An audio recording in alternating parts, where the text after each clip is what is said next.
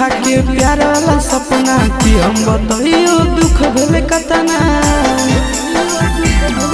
हरे कुछ दिन देखा के प्यार वाला सपना कि हम बताइयो दुख भेले कतना। ओकरे चलती बाबू के पैकेट से पैसा वो चोर लिया रे मोरा अखिया नींदो नहीं। ओकरे चलती बाबू के पैकेट से पैसा वो चोर लिया रे मोरा अखिया नींदो नहीं।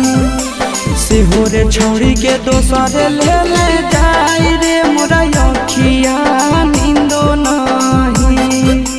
सेहो रे छौड़ी के दोसर ले